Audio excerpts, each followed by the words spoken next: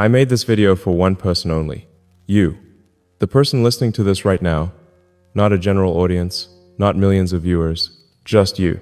Drop a comment below and tell me what state you're listening from. Because what I'm about to say is something I need you to hear personally. Something that's meant specifically for where you are in your life right now. Here's why this message is for you, and why you need to hear it today. You've been carrying something heavy, haven't you?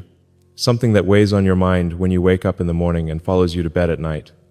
Maybe it's worry about your health, your family, your future. Maybe it's regret about choices you made or didn't make.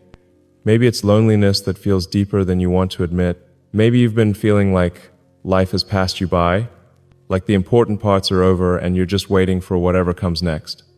Maybe you've been wondering if you still matter, if anyone would really notice if you weren't here anymore. I'm talking to you because I know you're there. I know you're listening because something drew you to this message. Something inside you that's still hoping, still looking for a reason to feel better about your life and your place in the world. You might think that someone like me couldn't possibly understand what you're going through. You might think that success and achievement make life easier, that having money or recognition protects you from the deeper questions about meaning and purpose. But here's what I've learned through years of building companies, facing failures, and dealing with public scrutiny. The fundamental challenges of being human don't disappear with external success. The questions about whether your life matters, whether you've made a difference, whether you're loved and valued, these questions touch everyone, regardless of their circumstances. I've met billionaires who feel empty inside. I've met famous people who feel invisible in their own lives.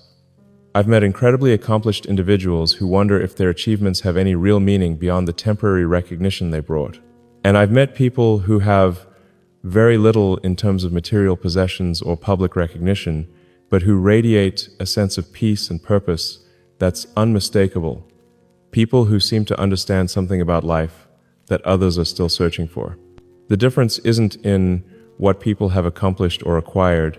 The difference is in how they see themselves and their place in the world. The difference is in their understanding of what really matters and what gives life meaning. So, let me tell you what I see when I think about you.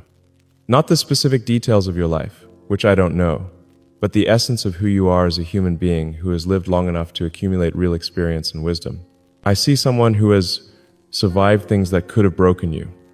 Maybe they were big, dramatic events, deaths of people you loved, serious illnesses, financial setbacks, family conflicts that seemed impossible to resolve. Maybe they were smaller but persistent challenges, years of taking care of others while neglecting your own needs, decades of working at jobs that didn't fulfill you, daily struggles with pain or limitation or disappointment that wore away at your spirit gradually. But you're still here. You're still thinking, still feeling, still caring about what happens next. That alone tells me something important about your character and your strength. It tells me that you have resilience that runs deeper than you might realize. I see someone who has learned things that can only be learned through experience. You understand patience in a way that young people can't understand yet. You know the difference between problems that matter and problems that just seem to matter. You've developed perspective that comes only from having lived through many different seasons of life. You've learned that most of the things people worry about never actually happen. You've learned that many things that seem catastrophic at the time turn out to be manageable or even beneficial in the long run. You've learned that resilience is built through facing difficulties, not through avoiding them. You've learned things about love that can only be learned by loving people through changes, challenges, and loss.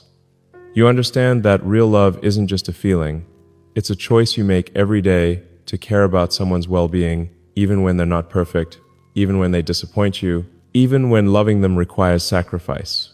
You've learned things about yourself that you couldn't have known when you were younger. You've discovered strengths you didn't know you had when life demanded them from you. You found out what you can endure, what you can forgive, what you can rebuild when everything seems to fall apart. This knowledge isn't abstract or theoretical. It's earned knowledge, paid for with real experience, real pain, real growth. It's wisdom that has value not just for you, but for everyone whose life you touch. But here's what I think might be happening. I think you might have lost sight of the value of what you know and what you've become. I think you might be focusing so much on what you've lost or what you can't do anymore that you've stopped seeing what you've gained and what you can still contribute. Society sends messages, sometimes subtle and sometimes direct, that older people are less valuable, less relevant, less capable of making meaningful contributions. These messages are not just wrong, they're harmful and wasteful of one of our most precious resources, the wisdom that comes with experience. The world needs what you have learned. The world needs your perspective, your wisdom, your example of how to live with dignity and grace even when life is difficult. The world needs people who understand that life is about more than productivity and achievement. Young people need to see that aging doesn't mean becoming irrelevant or useless. They need to see examples of people who continue to find meaning and purpose throughout their lives. They need to learn from people who have faced the kinds of challenges they will eventually face. They need to see that wisdom isn't something you're born with.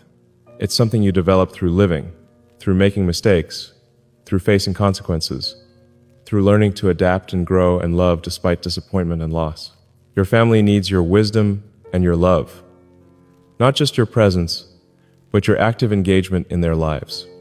They need your perspective on the problems they're facing, your encouragement when they're struggling, your example of how to handle life's difficulties with grace and dignity. They need to hear your stories, not just the happy memories, but the honest accounts of how you navigated challenges, how you made difficult decisions, how you learned from your mistakes. These stories are gifts that only you can give. Your community needs your participation and your care. It needs people who have the time and experience to pay attention to what's happening, to volunteer for causes that matter, to be the kind of neighbor who makes life better for everyone around them. Communities need people who remember how things used to work, who can see patterns that repeat over time, who can offer perspective on problems that seem new but are actually variations on old themes. But most importantly, you need to recognize your own value. You need to see yourself as someone who still has important things to do, important contributions to make, important relationships to nurture. This isn't about denying the realities of aging or pretending that limitations don't exist. This is about understanding that your worth as a human being isn't determined by your physical capabilities or your productivity or your independence. Your worth comes from who you are, the character you've developed, the love you have to give, the wisdom you've gained. Let me tell you about someone who embodies what I'm talking about. Her name is Eleanor, and she's 82 years old. Eleanor came to one of my talks a few years ago, and we had a conversation afterward that I still think about regularly. Eleanor told me that she had been feeling invisible and useless since her husband died 3 years earlier, and her children moved to different states for their careers. She felt like she was just taking up space, just waiting for the end. She had stopped believing that her life had any purpose or meaning. I wake up every morning and ask myself, what's the point? She told me. My children are busy with their own lives. My friends are dying or moving to assisted living.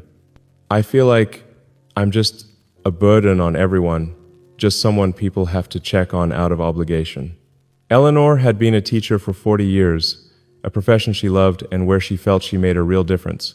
But retirement had left her feeling lost and disconnected from any sense of purpose.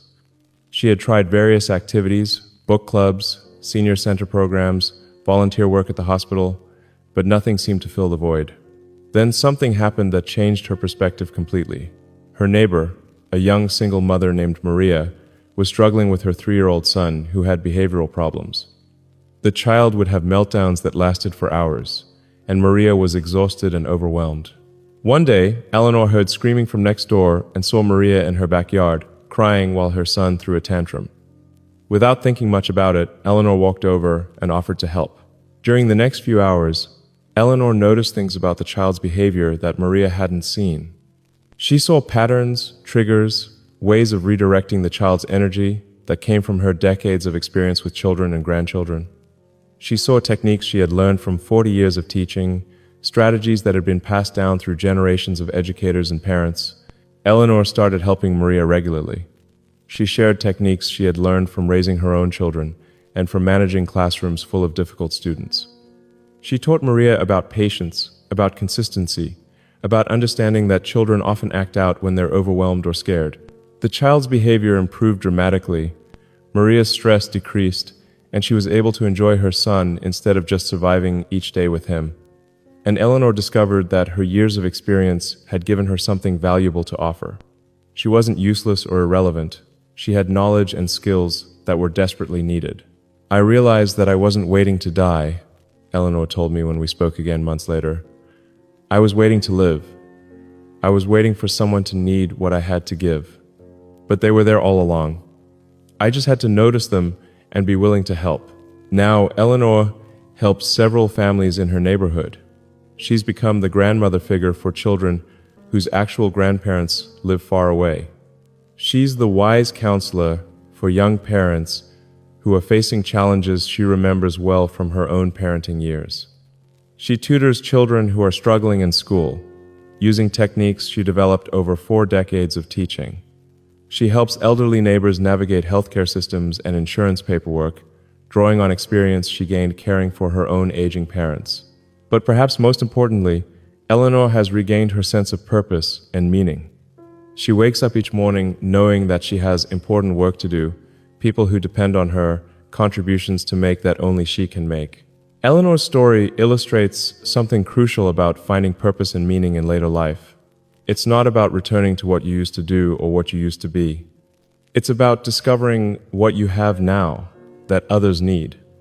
It's about recognizing that your experience, your wisdom, your perspective are resources that the world desperately needs. Your experience is valuable. Every challenge you faced, every problem you've solved, every relationship you've navigated has taught you something that someone else needs to learn. Your wisdom is needed. The perspective that comes from having lived through multiple cycles of change, multiple economic downturns, multiple personal and societal challenges is invaluable. Your presence makes a difference in ways you might not even realize. The way you handle difficulties with grace teaches others how to face their own challenges. The way you show love and loyalty over time demonstrates what commitment really means. The way you continue to find joy despite losses shows others that happiness is possible even in difficult circumstances. But you have to choose to see it this way. You have to choose to believe that your life still has meaning and purpose. You have to choose to look for ways to contribute instead of just ways to get by. This choice isn't always easy. There will be days when you feel discouraged, when the limitations and losses feel overwhelming, when it seems like the world has moved on without you. On those days, the voices of doubt and self-criticism will be loud. You'll hear messages telling you that you're too old, too slow, too out of touch to make a meaningful contribution. You'll feel tempted to withdraw, to stop trying, to accept the narrative that your useful years are behind you. On those days, remember what I'm telling you now. Remember that your value isn't determined by your productivity or your independence or your physical capabilities. Your value comes from who you are and what you have to offer as a human being who has lived and learned and loved. Remember that every day you choose to engage with life instead of withdrawing from it, you're making a difference. Every time you show kindness to someone who needs it, you're contributing something important to the world. Every conversation you have where you share your wisdom or your experience, you're teaching someone something they need to know. Every relationship you nurture, you're demonstrating what love and loyalty look like over time. Every challenge you face with dignity, you're modeling resilience for others who are watching and learning from your example. This is why I made this message for you specifically, because I want you to understand that your life still matters. Your presence in the world is still important. Your story is still being written, and some of the most meaningful chapters might be the ones you're writing right now. You might feel like the important chapters are behind you, but that's not true. Some of the most significant contributions you'll ever make might happen in the years ahead. The chapters where you use everything you've learned to help others, to create meaning, to leave a legacy of wisdom and love. You don't have to accomplish great things in the eyes of the world. You don't have to be famous or wealthy or powerful. You just have